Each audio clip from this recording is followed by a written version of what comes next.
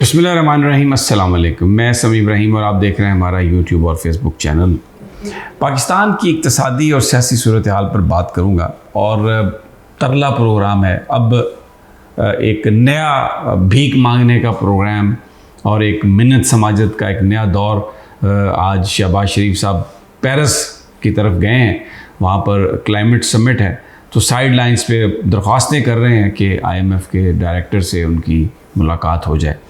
मुझे ये बातें करते हुए कोई खुशी नहीं महसूस हो रही, इसलिए कि मैं एक पाकिस्तानी हूँ और पाकिस्तान की इज़्ज़त और उसका जो मकाम है वो हमारे सबके सामने है। और अगर कोई हमें रिजेक्ट करता है, हमें मदद देने से इनकार करता है, हमारे बारे में घटिया बात करता है, भले इन हुक्मरानों की वजह से कर रहा हो, तो भी हमारे लिए, सब के लिए ये बाइस शर्मिंदगी है। इसलिए कि बहरहाल ये हमारे इस वक्त रिप्रेजेंटेटिव तो यही हैं। इसहाक डार साहब ने बहुत कोशिशें की और उन्होंने बड़े चक्कर भी चलाए, झूठ भी बोले, मीडिया में अपने दोस्तों के हमरा जो जिस तरह मीडिया पर पूरा कब्ज़ा है इनका, ख़बरें भी दी कि जी IMF से पैसे आ रहे हैं, सऊदी अरब से पैसे आ गए हैं, फ़लाँ ने पैसे दे दिए, लेकिन ना किसी दोस्त मुल्क ने पैसे दिए, ना IMF ने कभी कोई यकीन दहानी कराई थी, ना ही उन्होंने हमें अपने किसी उसमें शेड्यूल में रखा। और ये इस महीने के एंड पे 30 को ये जो है प्रोग्राम लैप्स कर जाएगा। तो यहाँ पर उन्होंने मुख्तलिफ, मैंने पिछले वीलॉग में आपको बताया, मुख्तलिफ ममालिक के सफ़ीरों से भी दरख्वास्त की, लेकिन किसी ने बात नहीं सुनी। और कभी कहते हैं IMF की ज़रूरत नहीं है, कभी कहते हैं IMF की ज़रूरत है। और अब शहबाज शरीफ साहब आज पेरिस के लिए रवाना हुए, जब तो उन्होंने ये कहा कि वो साइड लाइन्स पे जो क्लाइमेट समिट है उसमें वो मिलेंगे उनसे। IMF की जो डायरेक्टर है उससे उन्होंने मुलाकातों की ख्वाहिश की है। और एक तो इस सारे ट्रिप का एजेंडा ये है।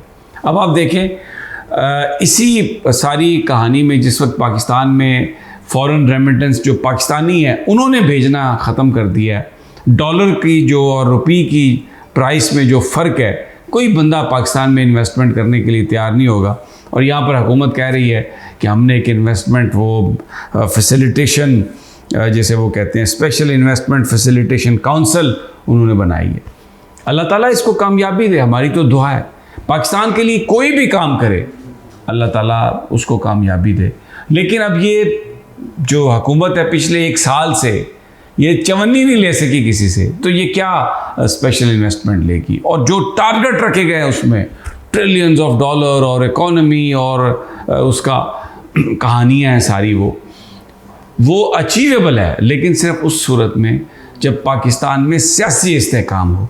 और सियासी इस्तेहकाम के लिए जो चीज़ें चाहिए वो ये हुकूमत करने के लिए तैयार नहीं है।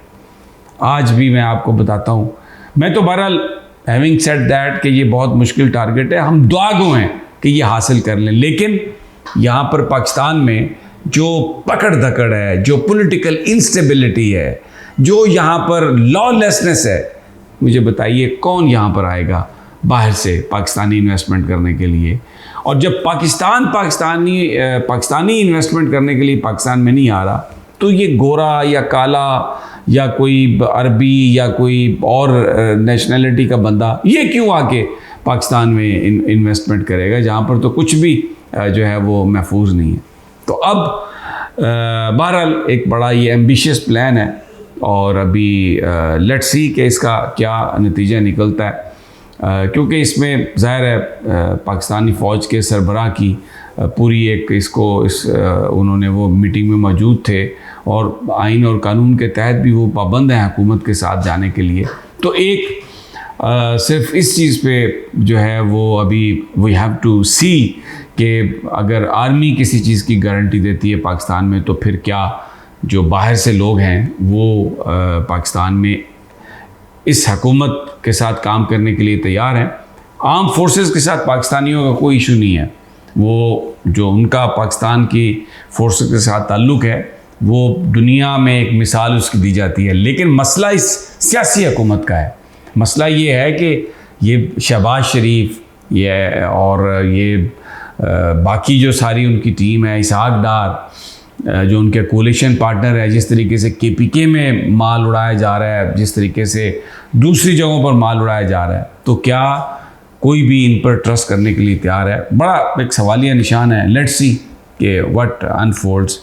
और दूसरी तरफ सियासी जो अदम इस्तेकाम है उसका आप ये अंदाज़ा लगा लेंगे। परवेज़ इलाही साहब को जेल से वो निकले हैं बाहर तो FIA ने गिरफ़्तार करके पहुंचा दिया और ये कह रहे हैं उनसे कि जनाब वहाँ पर मीडिया भी अदालत में नहीं जाने दिया जा रहा, 14 दिन का जिस्मानी रिमांड लिया जा रहा है। इसके अलावा जो गिरफ़्तारियों का एक सिलसिला है, सरवर खान को पकड़ा गया, मंसूर हयात को पकड़ा गया, मैं अम्मार यासर साहब उनका मैं ट्वीट देख रहा था, हाफिज़ अम्मार यासर का, उनके घर में पुलिस घुसी है और वहाँ पे तोड़ फोड़ कर दी है।